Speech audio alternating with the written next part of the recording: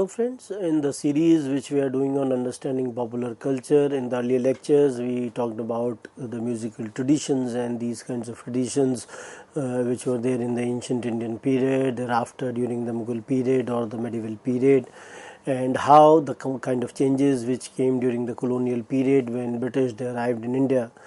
Some of them we talked about in the earlier lectures on music, and how during the kind of changes which emerged during the colonial period, where we find that some of the Western instruments they have also been used in the classical music as well.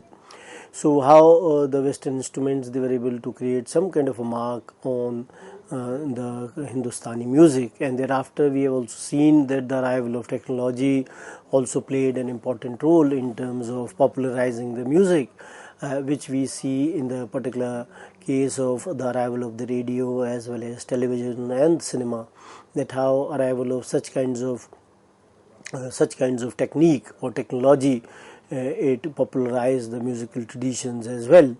And in the contemporary times we see that the technological developments have reached such a point where the musical traditions they could also be learned through the technology, and questions they have also been raised whether guru or teacher is actually needed in terms of people learning the music. So when you talk about the kind of traditions which were there in the music in the framework of South India, they will also be discussed in the lecture of today. And when you talk about the references, then we find that Professor T.K.V. Subramaniam chapter in the source material of SOL cultures in Indian subcontinent and T.V. Kuppuswamy Carnatic music and the Tamils, they can be referred as sources of study. Apart from that, S. Ranga Ramanuja Iyengar, History of South India, South Indian music, then P. Sambamurthy, South Indian music. So they can also be referred when one is talking about the kind of developments which took place in the South Indian music. And when we talk about that how the Indian gurus, many of them Pandit Ravi Shankar, etc., how these people they went to the foreign lands, and when these people they went to the foreign lands, then they were able to in a way position the Indian music in that sense, that how Indian music became popular in these many of the countries. And we also find that a number of kings or maybe people from the elite section, they were also instrumental, as we talked about Mahendra 111 with the writing of Amartya Vilas Prahasan, that how he was also instrumental in terms of popularizing the music as well. We also find that how the institution of reciting or singing the sacred hymns which were composed by the first three Shankaracharyas, they came into existence in the 9th century AD, and that of consecrating their images in the 10th century AD. And as endeavors of the religious fervor, they grew in intensity through the 11th, 12th and the 13th centuries as well. So we find that the sacred hymns, they were also very, very important in terms of the musical traditions, as how people they also learned these hymns, and how these hymns they were also being put to the musical instruments as well. So they also played an important role in terms of the dissemination of the various musical traditions. And we also find that some of the developments in that context among Nayanmar's Jnana Sambandha had a contemporary and a close association with the Nilkantha by name, who was a player on lute.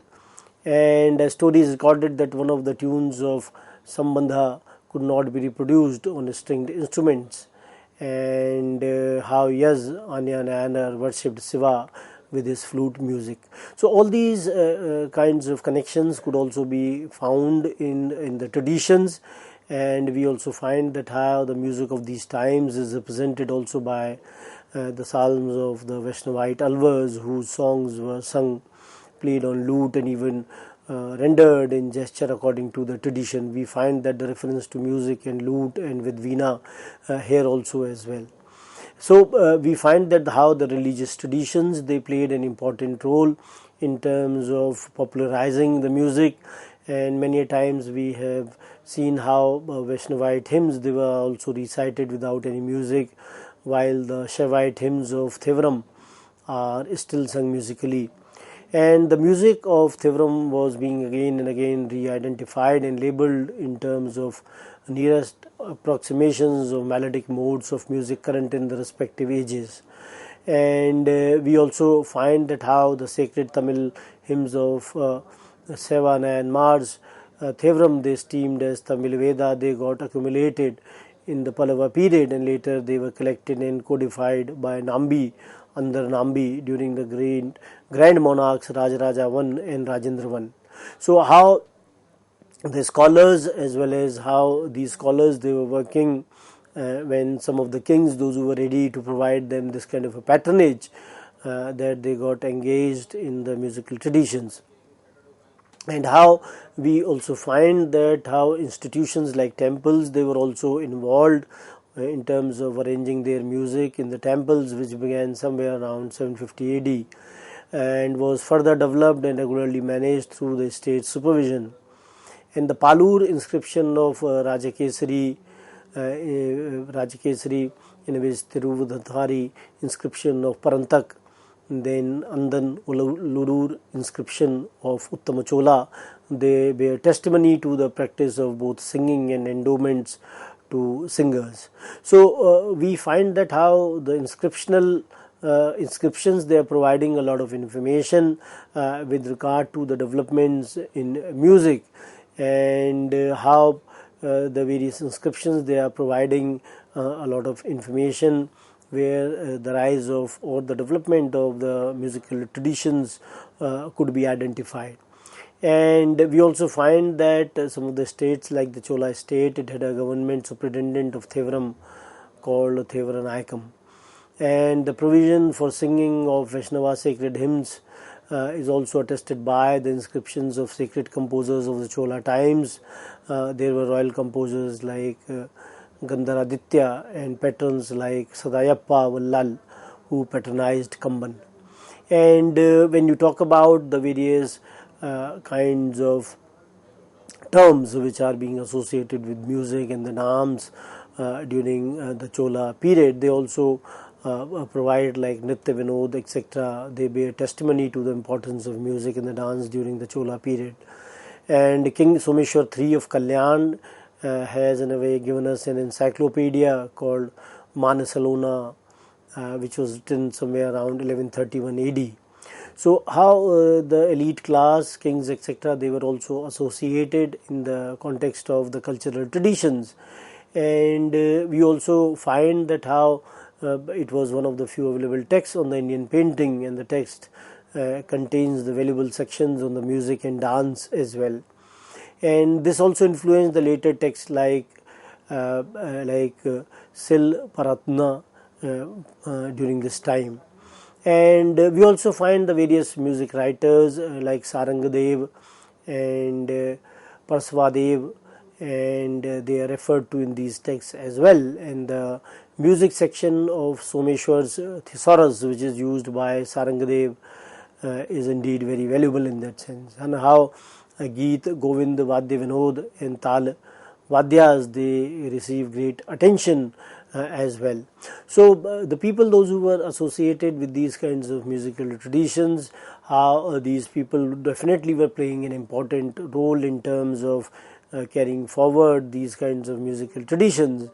And we also find that these people, they were not only talking about the practicalities of music, but they were also theorizing them in some sense. And we also see that how some kind of topics with the merits and demerits of the good and bad singers and the quality of the voice, they are also being talked about, and the various kinds of songs which appeal to different kinds of people, they are also being talked about. And how Someshwar enumerates ragas in the classified sets, Gaudas, Shuddhas, Sudarshanas, and so on. So we find that these kinds of developments, definitely they played an important role in terms of how the dissemination of music was taking place. And we also find that when you talk about how these ragas, they bear the names of the region, they come from like Turuki, Todi, etc. And the kind of subsection on the prabandhas is comparatively longer and includes illustrative compositions as well. And when you talk about the most valuable data which is here are the citations of the actual songs in Karnataka Bhasha, like Satpadi, Kanda and Varna in the same language. So we find that such kind of developments definitely were very, very important in the framework of the development of the musical traditions, and when they were being published and when they were being taken to the masses, and when masses they became aware of such kind of developments, then definitely the musical traditions, they also prospered in some way. And how not only the scholars, kings and even the commoners, those who were having some kind of a knowledge about the musical traditions, all of them they in a way contributed to the development of these kinds of musical traditions. And when you talk about how the Someshwar mentions about the popular folk songs like Tripadi or Satpadi, Tripadi was in the context of the corn thrashing, love and separation. Satpadi was in the context of the ballads, and Dhaval, which were the marriage songs, Mangal, which were the festival songs, then Rahadi, which were concerned with the soldiers, and Dandi, which were concerned by the shepherds. Then Vadyas and Talavadyas, they also receive adequate treatment during this time. Then we find that apart from Someshwar, his son Jagadamalla, he also wrote Sangeet Chadamani, which was available in Bikaner archive in manuscript form. And another Chalukya prince produced a work called Sangeet Sudhakar. So we find that how these people, those who were associated with the musical traditions, and how they were in a way they were writing in that sense, and when they were providing information about the musical traditions of those times, and when these kinds of sources which are available, for example, we talked about Sangeet Chadamani and how it is available in the Bikaner archive in a manuscript form. Then the people, those who are in a way associated in terms of conducting research on these kinds of manuscripts or such kinds of theoretical works, then they also get an opportunity to go to these kinds of archives and to have some kind of a first-hand information about these kinds of texts which are available. Then we also find that the King Singhana, who was of the Yadavas of Devagiri, Sarangadev of Kashmiri stock, produced Sangeet Ratnakar. So he was the king at that point of time in Devagiri, and during his time Sarangadev definitely played an important role in terms of disseminating the musical traditions by producing a work called Sangeet Ratnakar. And we also find that this was an epitome of all earlier works, and this work uses Abhinav Gupta's commentary on Natya Shastra and Bharat Bhashya of King Nanyadev of Mithila. So we find that how the people, those who were concerned with music, how people, those who were writing about music, as we talked about Sarangadev, that he when he produced this kind of a work, which is considered to be an epitome of the earlier works, then we find that definitely all these works they were very, very important from the point of view of not only providing information, but at the same time creating some kind of a precedent in the later generations of people, those who wanted to indulge in some kind of research on music. Then we also find that how later works which were produced in the later times, they also reproduce from Sangeet Ratnakar to a large extent on the fundamentals of music, that how this work in a way created the fundamentals of music like Shrutis, Jatis, older ragas, prabandhas, talas, and how concert, composer, all of these things, they are also associated in that sense. So we find basically that in the later times as well, the works which were done in the earlier times, they became some sort of a treatise for them, where they could learn, from which they could cite. That definitely helped in the later generations as well. And we also find that it also occupies a position analogous to that of Kavya Prakash of Muhammad on the rhetoric, and the values of this work are attested to by a large number of commentaries on this work as well. And then we also find that a little later, Pasarva Deva, he wrote a music treatise, Sangeet Samesar, which refers to the Bhoja, Someshwar and Pratap, and their music works as well. And he was the disciple of Mahadevacharya and had high musical titles like Sangeetkara, or the mine of music. So we find that the later people also, they learned from these kinds of traditions, and they also contributed in that sense. And we find that Gopala Nayak, he had that kind of a musical prowess to compete with Amir Khusro, which is around 1300 AD, and maybe the seeds of the Hindustani music, they were sown in 14th century Deccan as well. Then we also find that how some of the others, they also acknowledge that only Gopala Nayak understood Shruti, and was a promulgation of Chaturdandi, that is the Gita, Prabandh, Thaya and Alapa, a fourfold delineation of raga forms. Then we also find that Kalinath, his commentary on Sangeeta Ratnakar, he cites one of the compositions of Gopala Nayak in a series of melodies called Rag Kadamb. And later we find a number of developments as well, that one of the four forms of Chaturdandi Prabandh evolved into Kirtan or Kriti. And the Kakatiya times, they also record in inscriptions the gift to the temple musicians for Gita, Vadya and Natya. So how kings, they were also in a way patronizing all these people.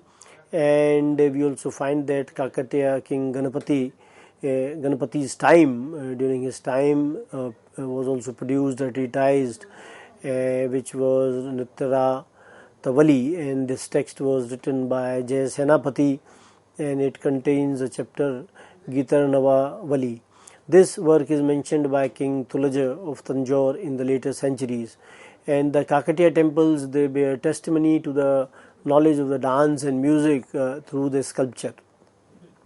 So we find that how the scholars like Somanath, they produced Basava Puran, and how they were very, very important from the point of view of music as well, and how these texts, they talk about the elements of the art, the various kinds of instruments, and the list of ragas, and the 19 aspects of veena playing, 108 talas, 7 kinds of alap, 22 gamakas, and 100 ragas, they are also being given.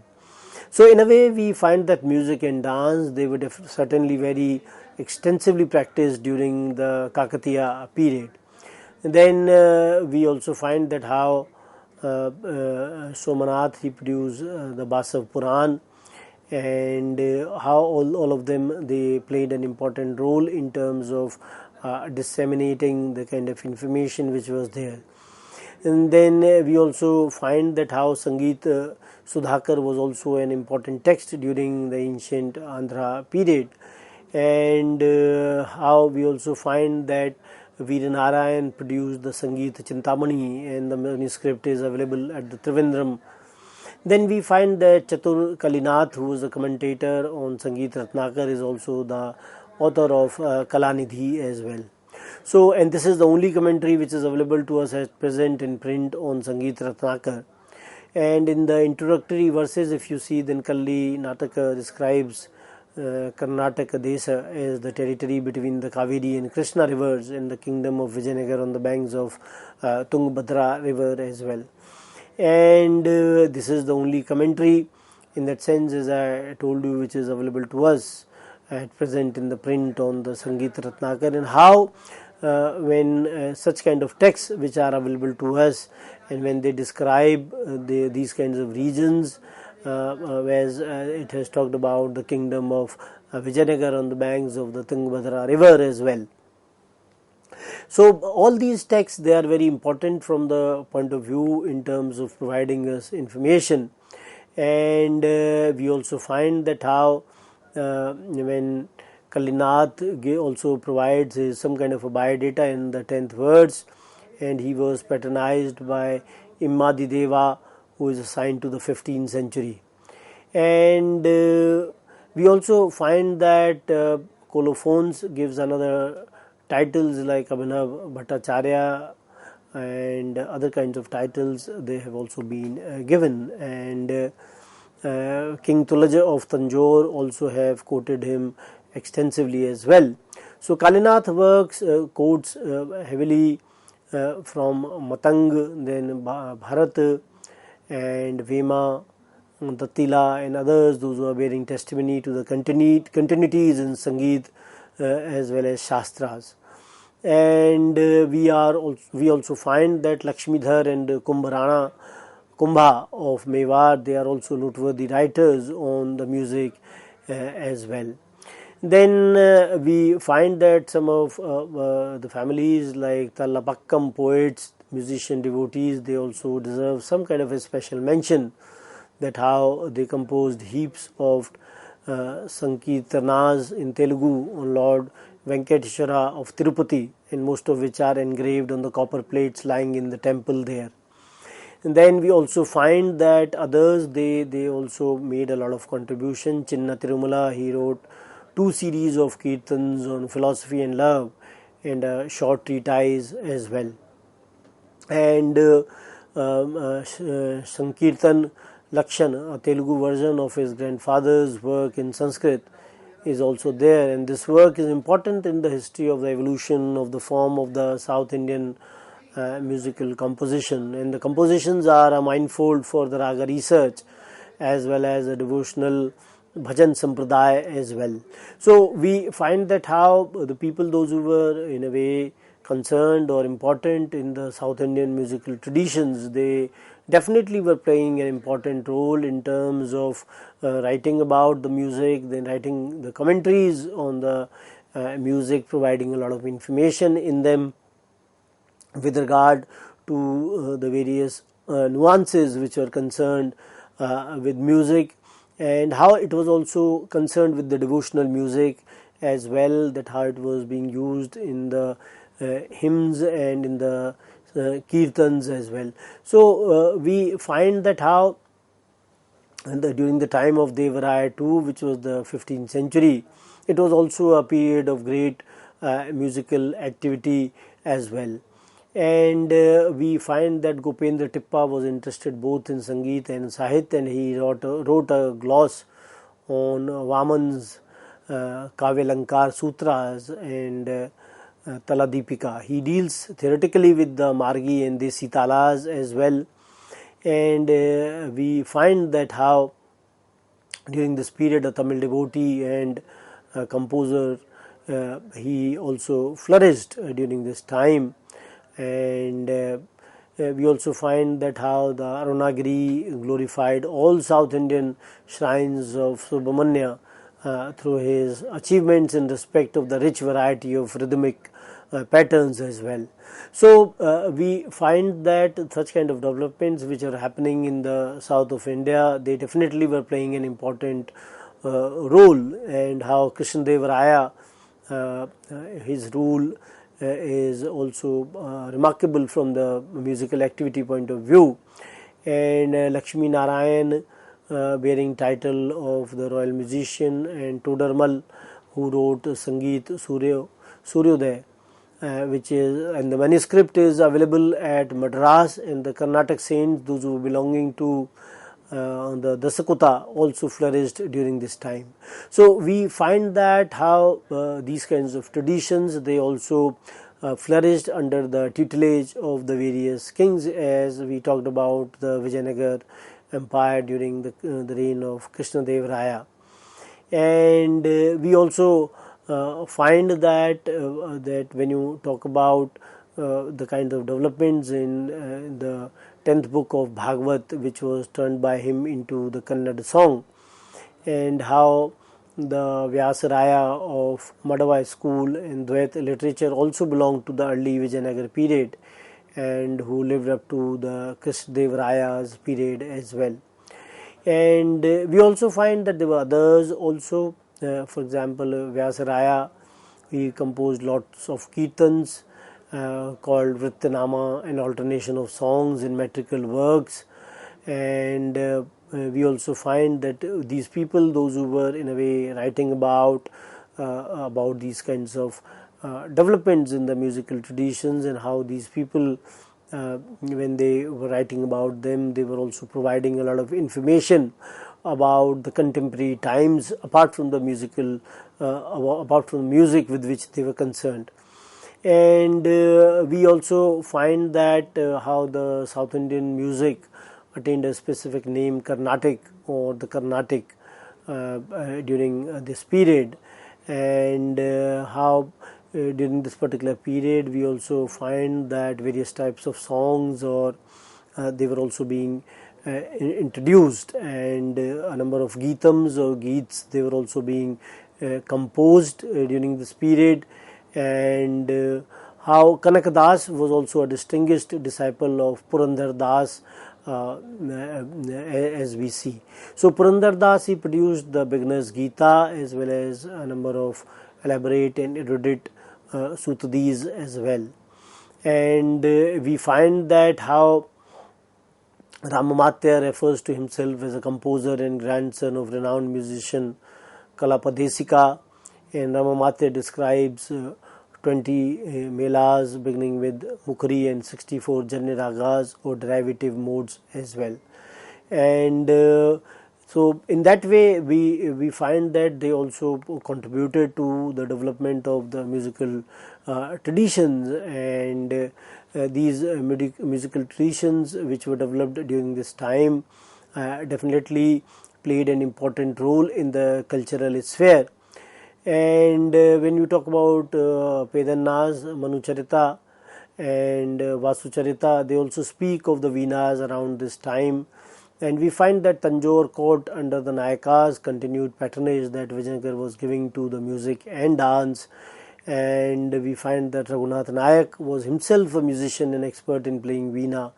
Sangeet Sudha, a musical work, is attributed to Raghunath Nayak and his minister Govinda Dikshit as well. So we find that a number of new ragas like Jayant Sen and new talas like Ramanand, they also came into vogue. And other scholars like Govinda Dikshit also speaks of Sangeet Shastra Samshekpa during this time. And it is worthwhile to note that this work refers to an earlier work, Sangeet Shastra by sage Vidyaranya, and dance drama Yashagan and its style of music as well. And we find that these kinds of developments which were happening during this particular period, and how they were dealing with not only the music but as well as history as well. And definitely they played an important role during this time. And when you see that how music in Tanjore also developed during this period, and it also became some sort of a seat of music, and some of the renowned musicians and composers, they also settled in Tanjore as well. And we find that Tanjore district it became some sort of place in the musical map of South as well as for the Western music as well. And some of the people, those who were associated with Tanjore, how it became some sort of a birthplace of trinity of Carnatic music, Tyagaraj, Dikshitar and Shyama Sastri, and how these people definitely played an important role in this in the development or the evolution of music. Thyagaraja, who has authored more than 24,000 compositions, and now the number which is available to us is 705. And so this we are able to understand in that sense that definitely all these people, they played an important role, that his contribution to the world of music can be better appreciated by taking stock of the raga media he inherited along with the other two. So in that sense, I'd like to in a way conclude the discussion by talking about the importance of the Carnatic music and the way the scholars, they have played an important role to the development of it. Thank you very much.